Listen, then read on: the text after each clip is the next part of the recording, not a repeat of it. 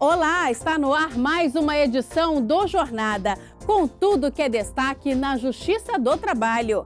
Nossa equipe viaja pelo Brasil mostrando projetos e iniciativas que beneficiam toda a sociedade. No programa de hoje, uma reportagem especial sobre o uso de redes sociais e o mercado de trabalho. Até que ponto o empregado pode fazer uso delas sem prejudicar o desempenho profissional? No quadro Saúde e Segurança no Trabalho, o assunto é a dengue. Como prevenir a doença que se espalha pelo país todos os anos durante o verão. Em Salvador, após 18 anos, TRT da Bahia localiza empregado para receber valores de uma ação trabalhista. E em Anápolis, Goiás, vamos conhecer a catira, também chamada de cateretê, uma dança típica do folclore brasileiro e que exige sincronia nos movimentos de pernas e braços.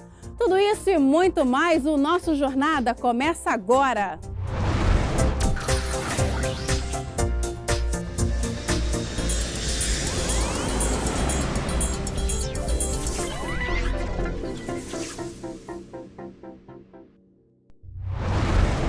Com o avanço da tecnologia e o surgimento de redes sociais, ficou quase impossível não se comunicar por meio de celulares, computadores ou tablets. E isso acontece inclusive no ambiente de trabalho. Mas será que o empregador pode estipular um limite para o uso dessas redes para que a produtividade do empregado não seja afetada? Esse é o assunto da nossa reportagem especial de hoje, que também vai mostrar como se manter conectado sem que isso prejudique a carreira profissional. Já faz parte do cotidiano de muita gente. As pessoas quase não se desconectam das redes sociais e elas estão aí para agradar aos mais diversos gostos. Tem página para quem gosta de fotografia, como é o caso do Instagram. Já o Facebook te deixa conectado aos amigos e conhecidos, além de ter páginas sobre os mais variados temas. O Twitter te deixa informado de tudo que acontece no mundo. Isso sem falar nas ferramentas sociais voltadas ao mercado de trabalho, como, por exemplo, o LinkedIn. Enfim, existe uma lista extensa de sites que te deixam sempre conectado. Mas, e no ambiente de trabalho? Você acha que acessar essas páginas pode atrapalhar o rendimento profissional? No ambiente de trabalho atrapalha sim. Porque acaba você ficando sem atenção, né? Dando mais atenção ao aparelho do que o serviço que você tem que fazer. No meu trabalho, eu costumo sempre manter aquele horário de celular, né? Horário do almoço, porque a gente tem que ter um intervalo. Não pode ficar o tempo todo no celular. Eu já lidei com essas situações. E eu aprendi que no momento do trabalho, no momento que está até mesmo dirigindo, você tem que esquecer o celular. É preciso ficar atento com toda essa enxurrada de sites e saber controlar a vontade de estar sempre online. Esse professor do Departamento de Métodos e Técnicas da Faculdade de Educação da Universidade de Brasília esclarece que o poder exercido pelas redes sociais na vida de cada um de nós está baseado na produção de conteúdos, o que coloca as pessoas em um estado permanente de curiosidade e diálogo, mas que tudo em excesso acaba virando um problema. Por causa desses fatores todos, elas provocam dependência, elas geram um comportamento aditivo, né, relacionado com essa busca constante por informação, por comunicação e por expressão. No ambiente de trabalho, até que ponto o uso de celulares ou computadores corporativos para acessos às redes sociais é considerado saudável? O ministro do Tribunal Superior do Trabalho, Breno Medeiros, explica que hoje a legislação trabalhista prevê nos artigos 2º e 4º que o tempo à disposição do empregador ocorre quando o trabalhador está aguardando ou executando ordens, ou seja, a empresa pode restringir o acesso às redes sociais em horário de trabalho. Quando o empregado começa a trabalhar numa empresa, ele coloca à disposição o seu tempo. E quando ele está numa rede social, ele está desvirtuando aquele momento que ele deveria estar prestando serviços ao empregador. Claro que isso não é algo medido em todos os momentos, né? Claro que se não houver nenhuma dificuldade ou nenhum prejuízo à produtividade, dependendo do caso, conversando-se com o empregador, isso pode ser esclarecido ou deixado de uma forma mais maleável. Ainda de acordo com o ministro, em alguns casos, burlar as normas em relação à proibição de acesso das redes pode causar até uma demissão por justa causa. O ministro afirma que cabe ao trabalhador ter o bom senso enquanto estiver executando as tarefas diárias. As empresas podem, por exemplo, monitorar os acessos feitos pelos empregados por meio dos computadores e rede disponibilizados pela empregadora, inclusive os e-mails corporativos. Nós também não estamos pregando aqui que se peguem todos os celulares de todo mundo. Hoje o mundo não é mais assim. E é importante, muitas das vezes, nós conseguimos, até no Google, acessar algo que vai nos auxiliar no trabalho. Nós temos que ter algo ponderado, né? Quando nós criamos uma situação em que o empregado ele está o tempo todo na rede social e não produz nada, nós vamos ver que ele está, às vezes, chegando às 7 horas da manhã, saindo às 19 horas, com 1 hora de intervalo, e ele produziu 1 hora de trabalho para o empregador. Por isso que cabe ao empregador, sim, verificar, olha, durante um certo tempo, para que você está utilizando. Agora, se a pessoa ficar o tempo todo nas redes sociais, a produtividade não vai existir e aí ele pode se valer dos instrumentos que a CLT coloca, como suspensão e até uma eventual dispensa por justa causa em caso de reiteração da atividade em que ele está o tempo todo nas redes sociais. Caroline é um exemplo do que pode acontecer caso o empregado não cumpra as normas de uso do aparelho no trabalho. Ela trabalhou por 1 ano e 9 meses em uma loja de produtos naturais. Durante o expediente, era impedida de ficar com o aparelho enquanto atendia os clientes. Segundo ela, o gerente obrigava os empregados a deixarem o aparelho em uma caixa. A partir do momento que a gente chegava na loja, batia o ponto, colocava o celular nas mãos dele, e ele colocava numa caixinha que ficava ao lado do computador. E aí a gente não podia mexer enquanto não fosse o horário de almoço. A gente só pegava no horário de almoço ou caso de urgência para ligar para alguém. Tinha que ser muito urgente mesmo. Quem também já trabalhou em uma empresa que não permitia o acesso às redes sociais pelos empregados em horário de expediente foi o Giancarlo. O peruano, que mora no Brasil há mais de 10 anos, trabalhava em uma empresa de telemarketing e já presenciou casos em que os colegas foram advertidos por causa de acessos às redes sociais. Já vi gente tomar advertência, já vi gente pedir para parar e para levantar. Não vi uma suspensão, mas sei que já aconteceu. Tem que ter uma noção, porque senão você não faz o trabalho para o qual você foi contratado. Cada empresa pode adotar determinada conduta em relação ao uso das redes sociais em horário de trabalho. Atualmente, no Brasil, não existe uma lei que regulamente ou restrinja o acesso das redes sociais durante o expediente. Tem trabalhador que consegue dividir o tempo à disposição da empresa, exercendo as funções e acessando as redes sociais ao mesmo tempo. A Larissa, por exemplo, trabalha em uma clínica odontológica. Além de acessar as redes sociais pessoais, ela é responsável também por gerir as páginas da empresa, ou seja, está o tempo todo conectada. Ela garante que durante o expediente deixa de lado as redes particulares, mesmo tendo aquela vontade de acessar as páginas. Eu consigo controlar bastante, sempre consegui controlar, mas tem vontade, né? Sempre tem vontade de ir lá rapidinho ver se tem alguma notificação. Mas a gente tem que saber controlar, tem que usar muito do bom senso mesmo. O uso das redes sociais é liberado na empresa da Larissa. A medida visa dar mais liberdade aos empregados, servindo de incentivo para uma melhora na produtividade. A gente não tem restrição, nem computador, nem dispositivo móvel, né? A gente não tem aqueles bloqueios que algumas empresas têm.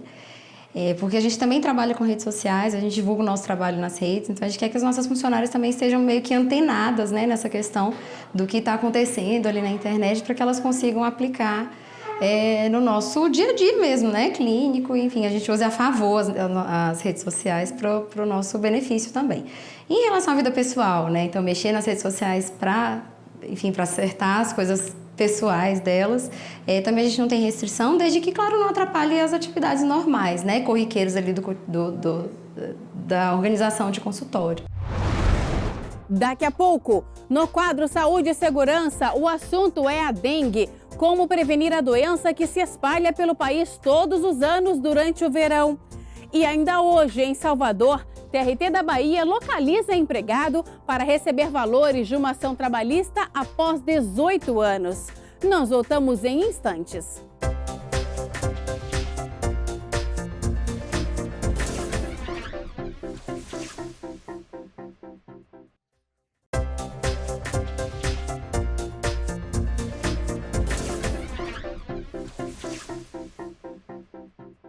Vamos conferir o que a Justiça do Trabalho vem fazendo para melhorar os serviços oferecidos à sociedade. É o JT em ação. Representantes da Cooperativa Unidos Venceremos e da Associação Nacional dos Carroceiros e Catadores de Materiais Recicláveis estiveram no Fórum Trabalhista de São Paulo para explicar um pouco sobre a cadeia de procedimentos que formam a reciclagem e demonstrar como todos podem colaborar com a prática no tribunal. O convite foi feito pela Seção de Gestão Socioambiental do TRT. O TRT da 11ª Região, que abrange os estados de Amazonas e Roraima, assinou o termo de cooperação técnica entre o Museu Amazônico, órgão suplementar da Universidade Federal do Amazonas. O objetivo é elaborar um projeto básico da área de exposições do Centro de Memória, localizada no térreo do prédio sede do tribunal, a ser feita pelos museólogos do quadro de pessoal da universidade.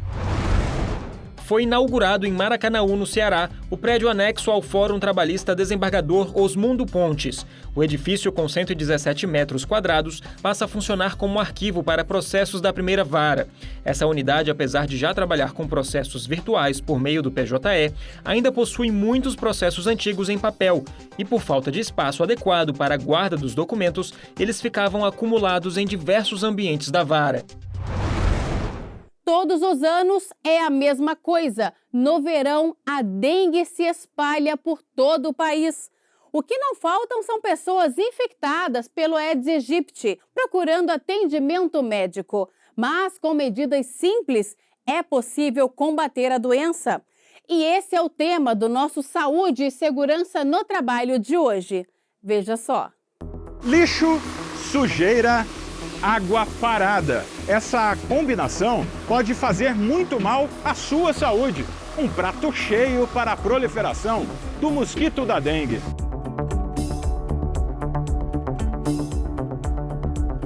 A dengue entra no organismo como um vírus.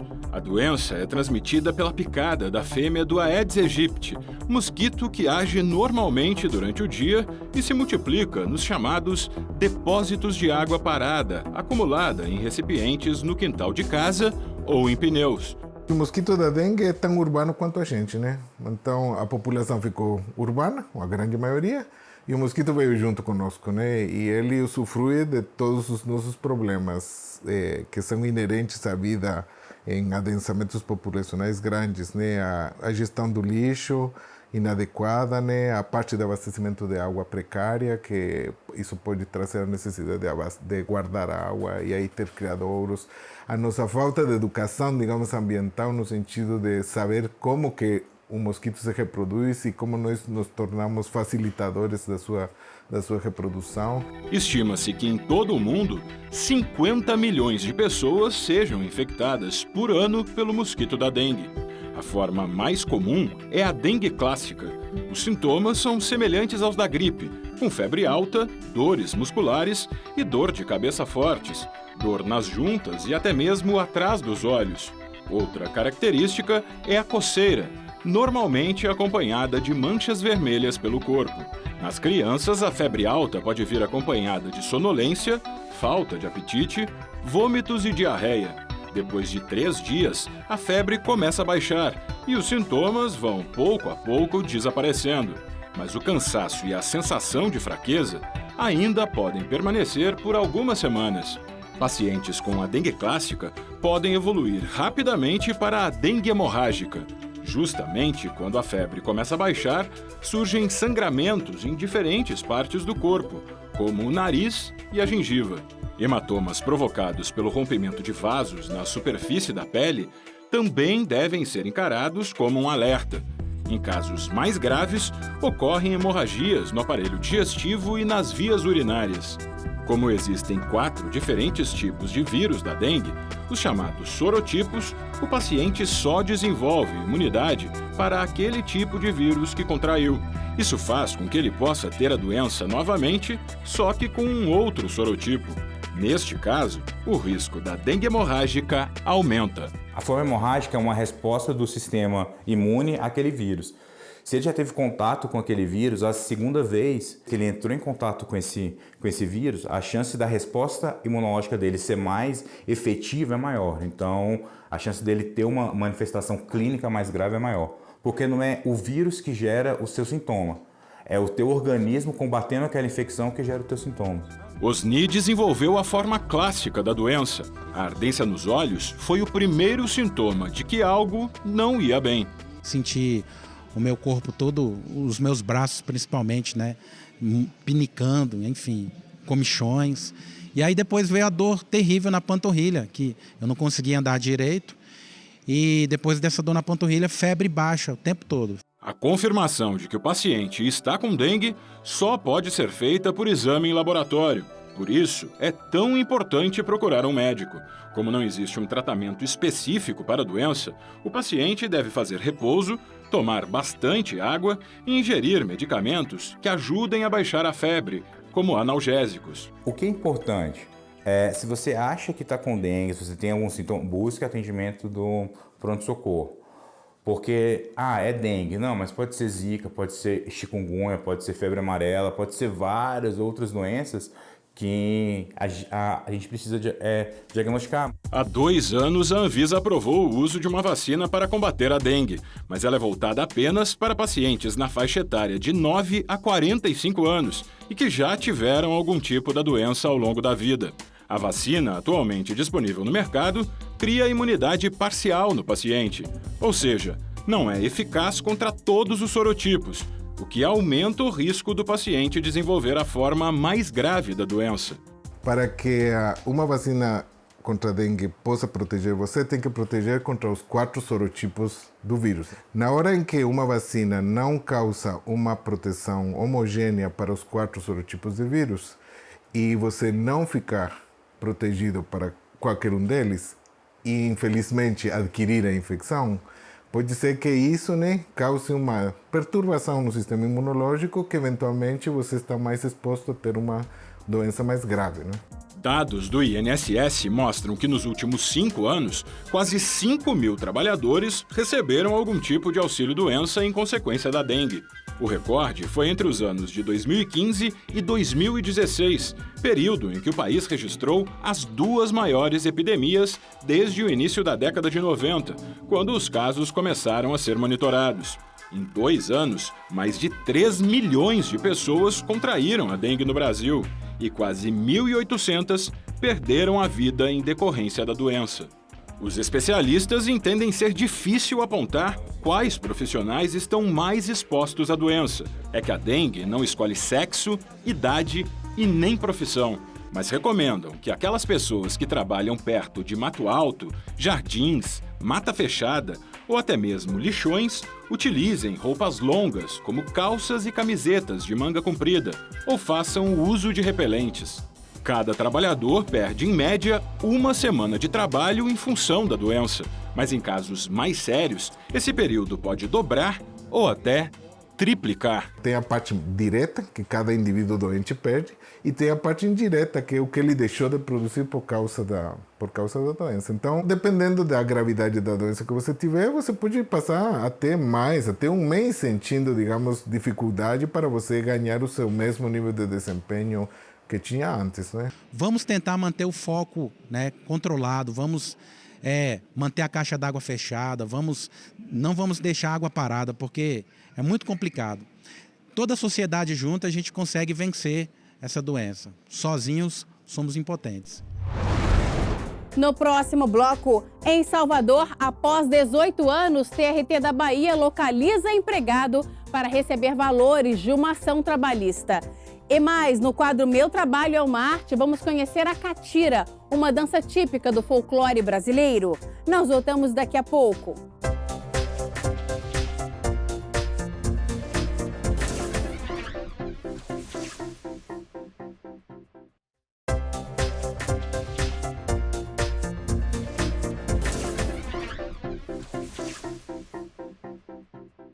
A Justiça do Trabalho busca garantir o efetivo pagamento das verbas trabalhistas determinadas em processo. Mas e quando o trabalhador ganha a ação e não é localizado para o recebimento dos valores? Foi o que aconteceu com o ajudante de obras de Salvador. Após 18 anos de buscas, o TRT da Bahia conseguiu encontrá-lo. Imagine ajuizar uma ação trabalhista há 18 anos, ter o pedido atendido parcialmente e esquecer. Foi o que aconteceu com esse trabalhador. Eu pensei que não ia dar em nada, mas que sem advogado, sem nada, assim não tinha advogado. Aí eu casei lá e também não procurei mais saber. Eu vi demorando, aí eu falei, eu acho que isso aí não vai dar em nada. Aí eu peguei, aí desisti. Ronilson recorreu à Justiça do Trabalho sem o auxílio de um advogado em 1998. Ele buscava receber algumas verbas devidas pela RTC Construções, como horas extras, dobra de feriado, férias e também a multa pelo pagamento da rescisão em atraso. E foi através de uma ação coordenada pela 15ª Vara do Trabalho de Salvador e a Coordenadoria de Execução e Expropriação aqui do TRT5 que ele finalmente foi localizado e pôde, enfim, receber o crédito trabalhista. No ano de 99, a empresa pagou. E desde 99 até 2000, tentou se localizar, mas ele mudou de endereço e não avisou a justiça. E de dezembro de 2016 até agora, foi muito esforço nosso e do setor de oficiais de justiça para localizar. Os setores, as varas, lá o arquivo, quando se depara com um processo com essa situação, vai checar o endereço, vai a notificação, o correio devolve, o oficial de justiça vai no endereço, a pessoa não reside mais lá e acaba sempre vindo parar aqui no setor para a gente poder tentar localizar um endereço atual válido. E é muito comum também a gente chegar na pessoa através de um parente. Através de telefonemas de ajuda de Edmar, descobrimos que o sobrinho dele, que ele tinha um sobrinho com o mesmo sobrenome, que tinha tirado uma carteira de identidade recente e tinha um endereço. Nesse endereço, eu fui lá, na casa desse menino, descobri, depois de muita procura, descobrimos. Para Romilson, a surpresa foi grande. Na verdade, não estava nem acreditando mais, falar a verdade. Viu? Aí, da última hora, assim, recebi essa ligação aí, tem um dinheiro lá, fiquei na alegria danada. Presente na cultura popular brasileira de diversos estados, a catira é marcada pela batida dos pés e das mãos que acompanham o ritmo da música. Nossa equipe foi até Anápolis, em Goiás, conhecer um pouco mais sobre essa dança. É o que você confere no quadro Meu Trabalho é uma Arte de hoje. O som da viola daquele velho sertanejo raiz. Sabia não canta não, te peço por caridade, sabia cantar. As batidas das mãos e dos pés acompanham o ritmo.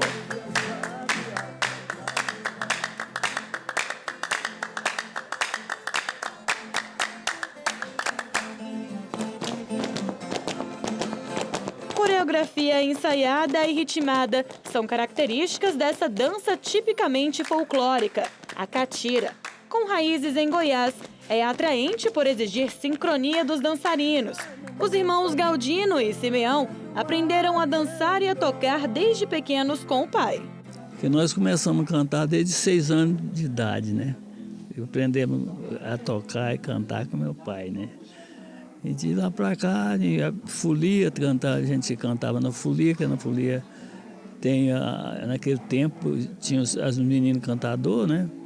Então ele cantava e foi crescendo, aí passou a cantar moda de viola e dançar catira, né? Eu mais meu irmão conseguiu a reunir os filhos e netos, formamos essa catira, essa dupla de catira aí.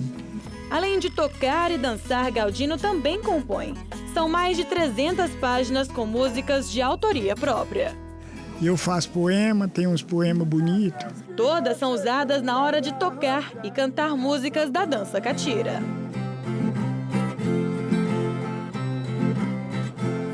O grupo que acompanha a dupla é formado pelos filhos dos 2 irmãos. Eles já se apresentaram em vários festivais regionais e até ganharam prêmios. Nós temos, na Catirana, recebemos o prêmio de viola, né? Meu irmão mesmo. ganhou viola. O grupo ganhou a viola e nós ganhamos três vezes. Primeiro lugar, segundo lugar e terceiro lugar. A tradição da catira continua tão forte que os netos dos irmãos Galdino e Simeão também formaram um grupo. Eles se apresentam há cerca de 5 anos, levando a tradição desta dança típica para várias partes do estado de Goiás.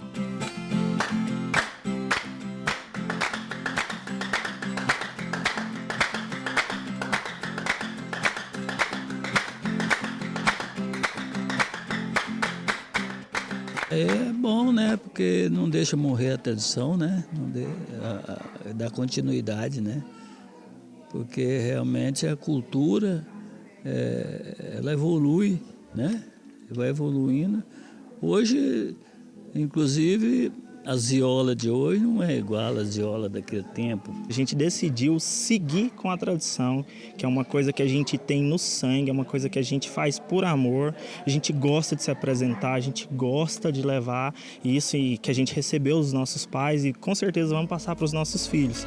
Além de manter a tradição da dança na família, o grupo mantém os velhos hábitos das roupas e sapatos utilizados na catira. Devido o catira ser de origem de raiz da sertaneja, por isso que a gente se apresenta de chapéu, bota, calça, cinto, tudo como a tradição mesmo. E as mulheres também não ficam de fora, não. Para comemorar o aniversário do Galdino, elas fizeram uma apresentação da dança catira para toda a família. Desde então, também formaram um grupo e continuam se apresentando. Ela é uma arte, é cultura, é tradição, é do sangue, né? Da nossa família, levar para os filhos, para os netos, porque eu acho que a tradição, essa cultura é muito bonita e ela não pode acabar, né? É uma arte, é uma dança, é uma paixão, é uma cultura, tudo isso envolvido numa dança. É mais que uma arte. E o Jornada termina aqui. Temos um próximo encontro semana que vem. Até lá!